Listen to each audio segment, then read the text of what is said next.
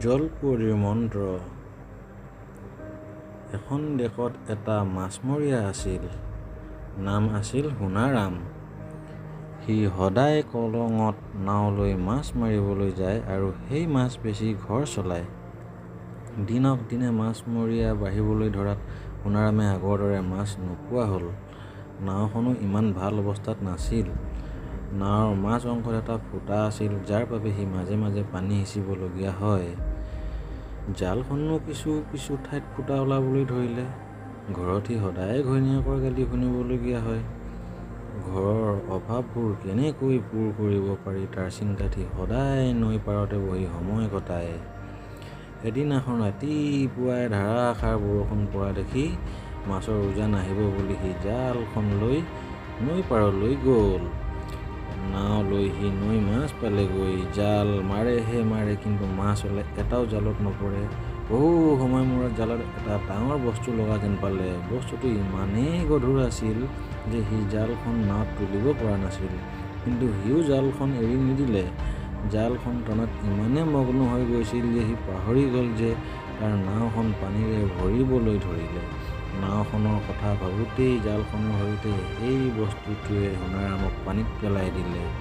আচৰিত হৈ সোণাৰামে দেখিলে যে জালত লগা বস্তুটো মাছ নহয়, সেইটো এজনী জলকুঁৱৰীহে।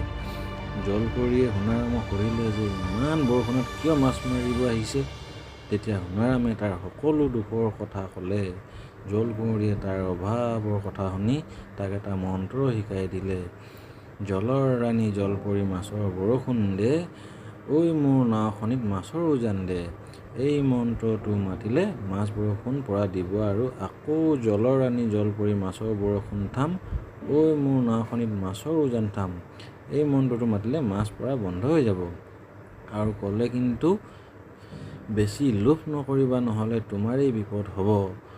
কথামতে সোণাৰামে মন্ত্ৰ মাতি চালে আৰু তাৰ নাওখন মাছেৰে ভৰিবলৈ ধৰিলে।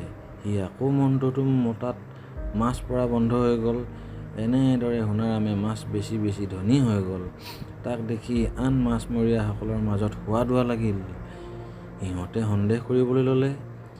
এদিনাখন সোণাৰামে মাছ ধৰা ঠাইত সকলো মাছমৰীয়াই মনে মনে জুপি চাই দেখিলে যে মাছবোৰ তাৰ নাৱত বৰষুণ পৰা দি পৰিছে। সকলোৱে আচৰিত হৈ ৰ'ল। সোণাৰাম পাৰলৈ অহাত তাক সকলোৱে আগুৰি ধৰি ৰহস্যটো সুধিলে। নকলে তাক মাৰি দিয়া ভাবুকি দিলে।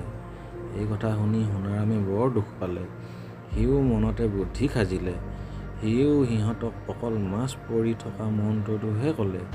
মাছ ৰৈ যোৱা মন্ত্ৰটো নকলে। সোণাৰামৰ কথা শুনাৰ লগে লগে সকলো মাছমৰীয়াই নাও লৈ বিলৰ মাছ পালেগৈ আৰু লগে লগে মন্ত্ৰটো মাতি দিলে।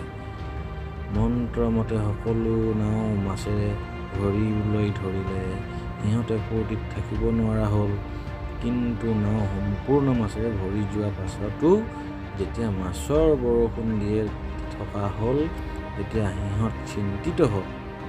লাহে লাহে নাৱৰ সৈতে সিহঁতো ডুবিবলৈ ধৰিলে আৰু লগে লগে প্ৰত্যেককে জলকুঁৱৰীয়ে পানী তলত লৈ গ'ল। কথাতে কয় নহয়, লোভেই পাপ, পাপেই মৃত্যু।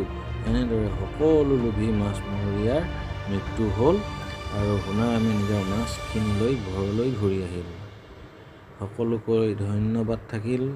যদি ভিডিঅ'টি চাই ভাল পালে লাইক, কমেণ্ট এণ্ড শ্বেয়াৰ কৰিবলৈ নাপাহৰিব।